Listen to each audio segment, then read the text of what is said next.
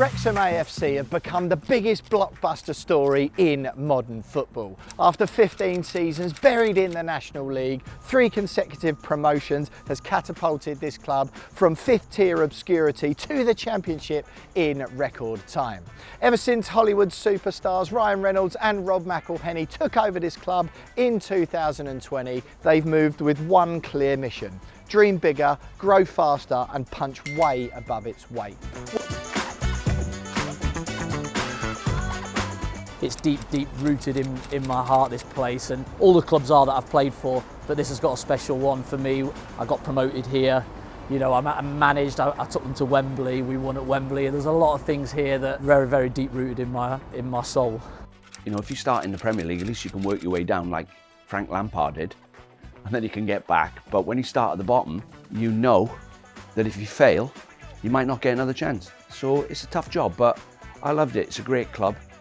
I'm glad I done it, and I learned so much at Wrexham. Wrexham are the only professional team in North Wales, and that was the way it's always been. We've always been the pride of Wales. I'm born in Wrexham. I've been brought up supporting this club. My granddad's ashes are on that pitch, just on that corner over there. This club's everything. So what's gone before? Wrexham have called the Racecourse Ground, or in Welsh, the Stoke Cyras, their home since 1864, with only a brief break in the 1880s over a rent dispute with a cricket club. In its lifetime, this historic patch of turf has seen it all: horse racing, rugby, cricket, concerts and even aviation displays before the First World War. But football is what cemented its legacy, and since it hosted Wales' first ever home international in 1877, it's staged more Dragons matches than any other stadium, which makes the Racecourse the oldest international football ground still in use anywhere in the world. The newest part of the stadium is the Macron stand, built in 1999 opposite the main Wrexham Lager stand. But the club's history, unlike the beer, hasn't always been smooth. Mismanagement and controversial ownership in the early noughties almost saw the club evicted from their home, but thanks to a heroic effort from their fans, they managed to stay put. That long-term financial turmoil left the ground in a state of total disrepair, until superheroes Reynolds and McElhenney swooped in to save the day 6 years ago. Since that once-upon-a-time fairy tale moment and the wagons of American cash they brought with them, the club have modernised the stadium by adding undersoil heating, giant screens, goal line technology, a new TV gantry and updated dressing rooms. A deal with Stoke Cold Brew Coffee took effect in July 2023, changing the name of the entire stadium and the stand behind one goal, but the iconic Kop at the opposite end was still in desperate need of attention. And that is exactly why they flattened it entirely to make way for a brand new superstand which is being built in its place. Well, when I first came, this was a shed, pretty much. The Kop was in use behind the goal, so that was where most of the fans were kept in the back there. The seats were like sort of nearly broken. The staircases going up to the stand were wooden. When it got to -1, -2, -3, all the pipes started bursting. The way the Kop crumbled before your eyes and was ripped down and just left really as a relic of times that once were, and you used to look at it and it just reflected the sorry state we were in. The development of this place over the years, you know, I was stunned when I first came and sat in the stands on trial, just thinking what a place this would be to play my football sort of thing. And you can look at it now and the way that it's going, that it's going to be even better for any player or potential player to come into. So why now? This redevelopment all centres around one legendary stand, the Kop. First opened in 1952, it was once the largest all-standing terrace in English football, but by 2008 it was condemned as unsafe, shut down and ultimately demolished in 2023. And that meant for 15 years Wrexham played with just 3 stands. So when Hollywood A-lister Reynolds and that other bloke from Sometimes the Sun's Out in Philadelphia arrived, rebuilding the Kop became a day one priority. A temporary scaffolding stand, the fourth wall, squeezed in another 2,289 fans in 2023, but now even that's been torn down to clear space for the real thing.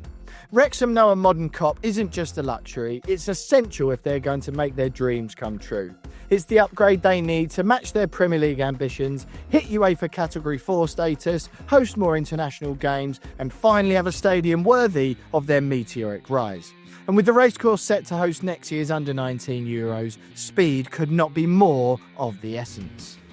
We're outgrowing this stadium now. I mean, you know, just hearing myself say that is crazy, because we were getting 4,000 regular at home before. Definitely needed. Now's the time, because the club is growing just out of this world. It's probably the fastest growing club, maybe even in the world. The ground's had this strange feel for me that it's not quite right, and we saw the terrace in last year behind in the Kop, the temporary stand. It really brought a whole atmosphere, the whole lot better. When the Kop was in, it was unbelievable, the noise that came out of there. And so that for me, it was just a little bit piece in the jigsaw missing. And they've certainly started on the building. The plans look incredible, don't they? It's very, very unique.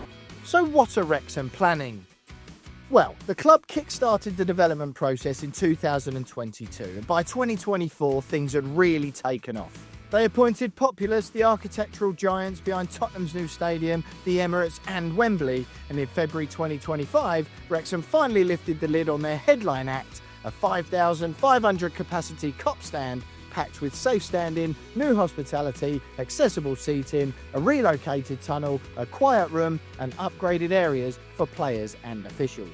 Special roofing will also be used to rebound sound and amplify the ground's epic atmosphere, while solar panels on top will be installed to help the club's sustainability rating. But what about the real showstopper? Well, that is the exterior. A huge glass wall wrapped in a striking brick facade using historic and locally made Ruabon red bricks in tribute to the city's famous nickname, Terracottapolis.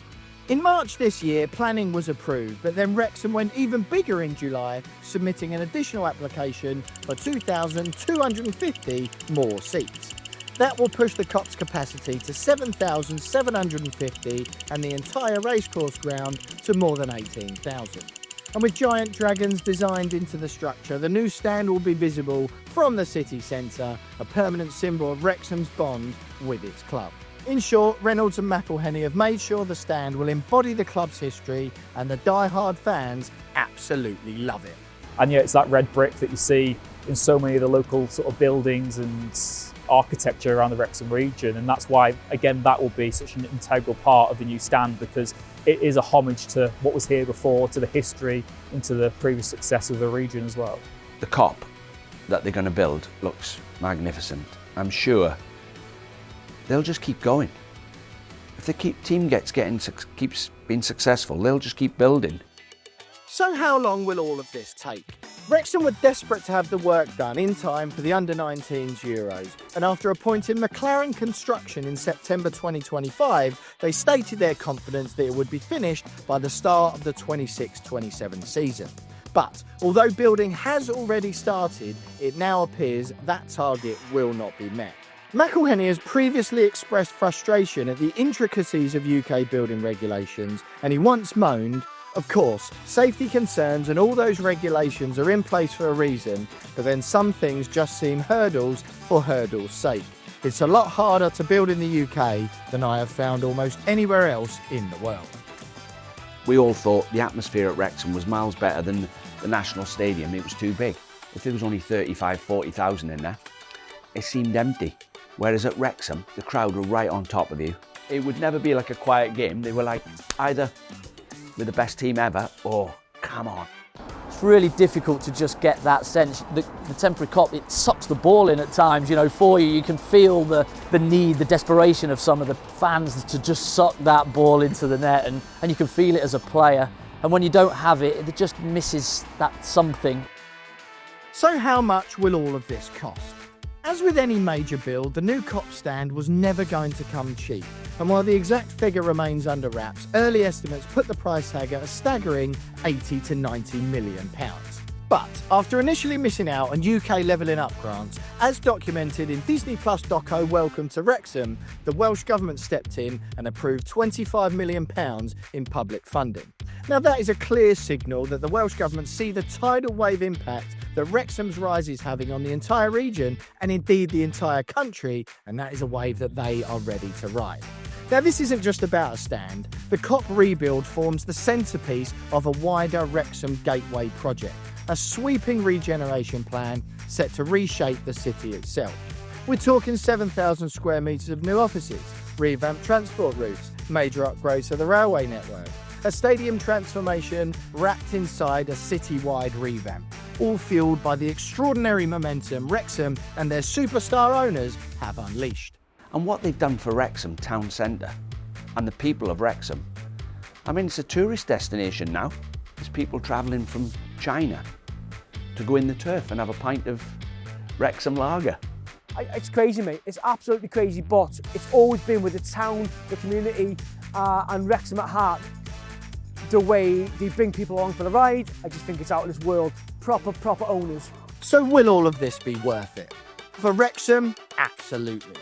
The Welsh side cannot expect to be taken seriously in the upper echelons of British football with only 3 stands, and McElhenney gets it, saying that getting to the Premier League is the ultimate goal, and of course staying in the Premier League so it's sustainable, but only doing it in a fashion that the community supports, because there are all sorts of ways to succeed, and we feel there are only a few paths that make it ethically viable. That will be music to the ears of Wrexham fans, of course. In the Championship, with the 4th wall removed, Wrexham can fit in around 11,000 fans on a match day. But the new COP and overall capacity increase will get even more supporters through the turnstiles, and that will boost sales of tickets, merch, food and drink, and that of course equals far greater revenues. An improved stand will also mean the stadium can host high-profile concerts and help make the Racecourse one of Wales' leading venues. And of course, the boosted capacity and acoustically designed roof will boost the already amazing atmosphere and make the Racecourse even more of a fortress for Wrexham and for Wales, with more international matches likely to be staged here. For us, the Racecourse Ground has just been the place you're told about when you're a kid. Your granddad, your father will tell you about the great European nights, the great cup upsets. And for me, it was slogging it out in the National League. So I always used to be jealous and envious of what was once here, but now I've got this own 3-4 years of just superb experiences that I can one day tell my grandkids about. They're not stopping, you know, and the football team, the town are just riding this roller coaster that we've been on, and we're just loving every minute of it. From what I can gather, they paid £2.5 million for the club, and it's now valued at probably 12-15 million, I think. So what a wise decision. So what else is in the pipeline? A chunk of the Welsh Government money is earmarked for local area improvements, so as well as building the new COP, a nearby plaza will be built to provide a matchday fan zone and a year-round community space. There are also plans to include the sister wheel, the Gresford Colliery Wheel, in remembrance of the miners who died in the 1934 disaster. Reynolds and McElhenney also want to introduce a brewery, taproom and museum for Wrexham Lager right next to the stadium, having invested heavily in the city's beer makers. In the summer, the Red Dragons also completed the purchase of the Rock Stadium, 7 miles south of Wrexham in Rossamedry, as the women's team's new home, and the club are planning to improve the facilities there too. But back at the racecourse, the long-term vision is even bolder.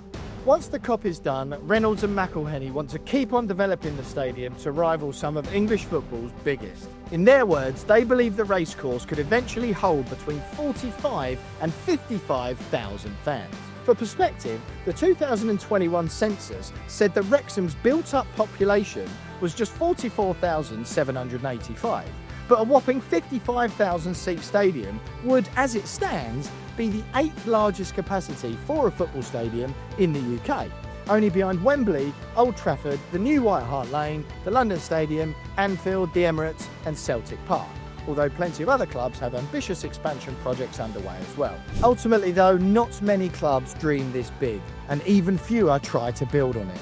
But Wrexham, well, they're aiming higher than ever, on the pitch and off it, in the city and through this iconic stadium reborn. A Hollywood ending indeed.